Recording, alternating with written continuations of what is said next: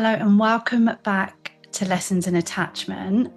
Today I want to talk about some behaviours, two categories of behaviours in particular that show up when you struggle with your self-worth. And if you have an insecure attachment, you likely struggle with your self-worth, with knowing that you are inherently worthy and sometimes embodying that, right? So some of the choices that you make may not feel very aligned with someone who really truly knows and feels their self-worth. And we see that in how we act and how we behave. And I'm going to share these two categories for you today so that you can see which ones you fall into, and so that you can walk away from this episode with some idea of where you can make important shifts. So hello, if you are new here, welcome back. If you are returning, I'm Carly-Ann, a therapist and somatic coach, so passionate about helping you to become more confident and more secure when it comes to the different issues that are faced by people with anxious attachment. I just have to start by saying, this episode is just off the back of the live workshop that I ran on the weekend about breaking an anxious cycle that you're feeling stuck in. I think I said to you guys, I know that this is the best workshop I've ever prepared. It just felt really just me. It felt like this is what I'm passionate about, and I know that this is what I'm supposed to deliver. If you are stuck in an anxious cycle and you want to watch that workshop, then go to the description because it's still live, so you can watch it there. And just leading on from that, if you know the feeling of being stuck in a spiral, you analyze every message, every silence, every change in tone, you overgive, you chase, you shut down completely. If you know that you are stuck in a pattern and you want help, then that is where this challenge comes in. You can join me for 21 days. It's a guided experience. It's a challenge where you're going to zoom in on one cycle that you're stuck in right now, the one that's keeping you anxious, reactive, bringing you to this podcast, feeling like you're too much or feeling like you're not enough. Instead of trying to fix everything, we're going to target one pattern and practice daily tools that have personally helped me and people that I work with, and we're going to actually shift it. We're going to interrupt the cycle in different areas, your thoughts, your behaviors, the somatic reaction. We're going to interrupt it. You're going to learn how to rewire your thoughts, rewire your nervous system, change your responses, and build secure attachment in 21 days from the inside out. You'll have me in your pocket. Think mini podcasts just like this that give you a tool every day for 21 days. If you love the podcast, you're going to absolutely love this challenge. So link in the description. Do come and join us. Okay, so let's talk about these two specific behaviors that show up when we rely on something external, whether it's a relationship, approval from your boss, colleagues to tell you that you're doing a great job, praise from your parents. If you rely on something external to feel good enough, then these two behaviors may well be something that you relate to, one more than the other, or a mix of both. They're not just exhausting or frustrating. They can be painful. There are costs to the ways that we behave when we don't know how worthy we are, because we're often in this state of survival and trying to work so hard to be good enough. The first behavior is the overcompensator. Those of you that are overcompensating, this looks like your need to be perfect. You always have to be on time or early, going above and beyond, working beyond your means, proving yourself again and again and again, making sure that no one can ever say that you did it wrong. Maybe you feel like you have to show up a certain way, look a certain way, do better, be better than other people. It's a way of controlling your worth. If I'm perfect, no one can doubt me. If I'm perfect, no one can leave me. If you never mess up, No one will reject you. If you're the best, maybe, just maybe, you'll finally feel secure. If you're an overcompensator, you often won't get help or realize there's a problem until something doesn't work out, until you're the one that doesn't get that promotion, or you don't get that compliment, you don't get given that project, someone ends a relationship with you, they fancy your friend instead of you, until there is a moment when your perfect strategies are no longer working and your world rocks and things start to fall apart, and you'll be like, why am I reacting like this every single time? It costs you to be that perfect. It costs you to, have to earn your worth in that way. It costs you in burning out. It costs you in the way that you have to overextend. The panic you feel when you slip up or make a mistake or you're not perfect, even slightly. The sleep that you lose over wondering if you're going to get called out tomorrow. When life happens, and it will because you're human and it throws curveballs, you can't always keep up with that standard. You can't control other people. You can't control other people's decisions. And if they choose you, and somewhere in there, you are drowning in the fear of not being good enough. And if you don't know that that is what's happening, then the anxiety just keeps coming back and you keep on giving and giving and giving and leaning into those strategies and trying harder. And, like I say, there's a real cost with that. So, what about you? Do you relate to that? Do you relate that needing to be perfect? I've seen myself in the past mold myself, shape myself, hide things that I like in order to be chosen.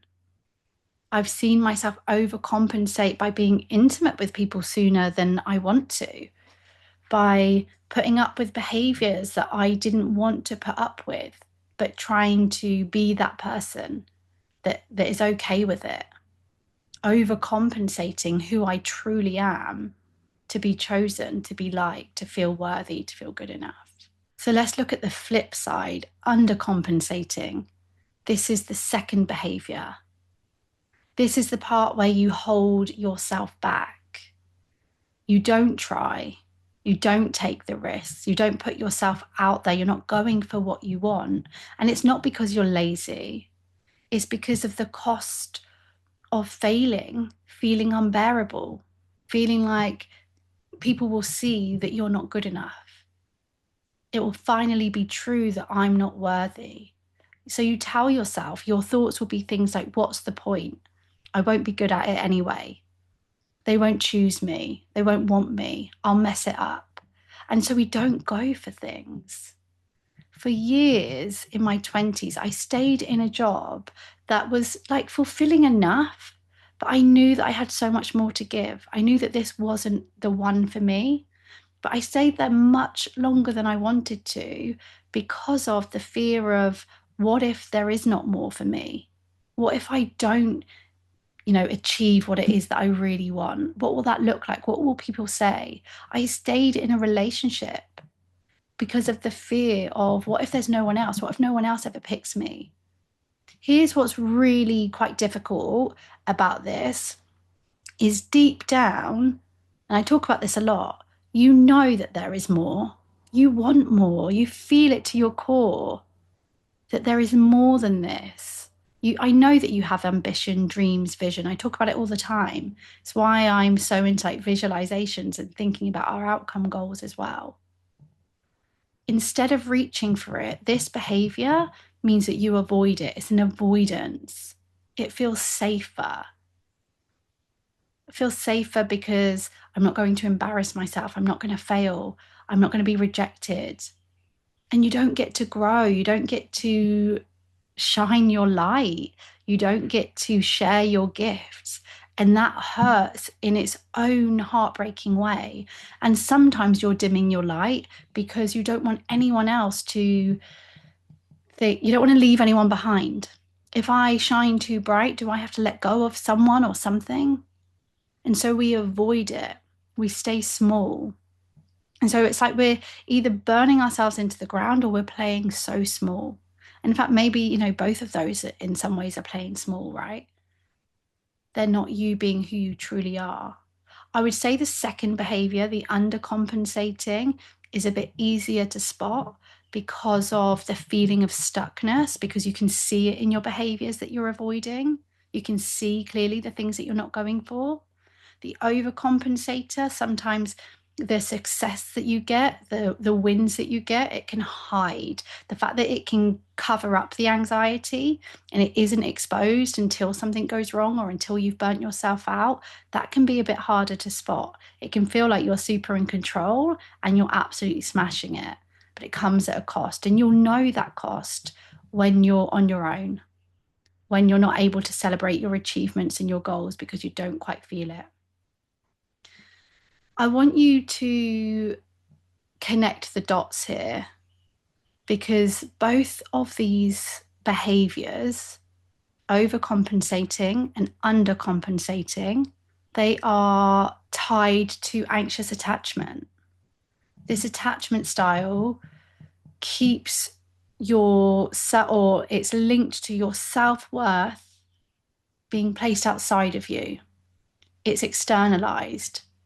Your value stays dependent on how someone else sees you. So you're either trying to earn love and be enough, or you're avoiding love, you're avoiding losing love, and you're not risking anything at all. And, thinking specifically about relationships for the overcompensator, it's going to look like you are overgiving, and you'll probably know that at some point. And what you're getting in return, it will feel like it's never matching up to what you're giving because you're giving so much. So either the person that you're with, they're giving a reasonable amount, but it doesn't feel enough because it's nothing compared to what you give. Or it could be that you're right and that this person is giving nothing. So obviously I want you to be able to recognize that, of course. You're doing too much, even for someone who doesn't expect it. This is the thing. You could be in a healthy relationship with someone that doesn't need you to work so hard. They don't want you to burn yourself out. They don't want you to prove yourself to them. They want you. They don't expect you to give so much. It would be okay if you pulled back. And like I say, with the person where it's even worse if you're doing it and they're not giving anything back, because that's not a partnership. That's you just performing, and it's draining. If you're undercompensating in love, you're probably avoiding dating altogether, or you're afraid to say how you feel in your relationships. You're not setting boundaries. You're choosing someone who is avoidant or not available, because then you're avoiding something secure. You're avoiding something real. And this keeps anxious attachment going. It keeps your self-esteem low. It keeps your nervous system stuck in these old patterns, hypervigilance or shutdown. And we want to break that. And side note, that is what we will be doing inside the 21 days from stuck to secure, 21 days to breaking the cycle. Come and join me. We start June the 1st. We are going to break these common cycles. We will be zooming in on your behaviors. Absolutely. And you're going to experiment with breaking some of these patterns. We're going to take it step by step. I will make that really clear for you because I don't want you to be super panicked when you're doing this. I don't want you to do anything you absolutely don't want to do. But we do need to challenge ourselves, stretch ourselves in order to break these cycles. So join from stuck to secure. I really encourage you to. I know that you can see yourself doing these things. When you hear me talking about it and you're going, that's me, you're seeing the cycle. You can see it, you can feel it as I'm talking, but changing it, that's the hard part. That is the hard part. And I want to say this with so much compassion for you, really so much compassion. It is not your fault that you fall into these patterns and these behaviors. You're doing what you learned to do, what your attachment system believes will keep you safe. But it's time for you as an adult to break those cycles. We've got to build your self-worth. and stop it coming out in these ways where you're avoiding or giving too much, because you need to start becoming more you in all areas of your life. We want you to take the risk. We want you to shine bright. We want you to rest when you need to rest. We want you to say no to a date, knowing that they will still stick around. You can choose another day. I want you to speak your truth, trusting that that is okay, to stop performing for someone, to stop hiding who you truly are. This is where healing really begins. And when you start to build these new ways of being and embody them, that's when you're going to really start to feel a shift in your sense of self-worth. You know, when you believe that you matter without having to earn it, or if things don't go your way, if you do fail at something and you still know that you're worthy, you stop chasing the wrong people, you stop avoiding the right ones, you stop overcompensating or playing small. You start living in alignment with who you really are. And trust me when I say, I'm so optimistic that you can begin to do that. And it feels so good when you do. And you do not regret being here. You don't regret the things that changed. You don't regret the things that didn't work out. It feels so good to be here. And it just gets to this point where you're like, I'm so glad it all worked out that way because I'm here now. That was all meant to happen. Your love life will change, your relationships will change, but for the better. We're doing this for you. We're breaking the cycle for you. We're breaking the cycle for the future. Yeah? We're breaking the cycle for our children, because you deserve to feel safe. You deserve to feel chosen. But most of all, that needs to come from you, knowing that you're enough as you are and you don't need to prove yourself to anyone. Okay, I'm going to leave it there. June the 1st, we start Stuck to Secure 21 Days to Breaking the Cycle. If you're not joining that, I really hope that you'll still watch the free workshop that's available, because I really do think that is beneficial as well. I really, really do. I've had such good feedback on it, like I said. So I'm going to leave you with that, and just knowing that you're enough, you're worthy. See if there is one small shift that you can make now and take that into your week.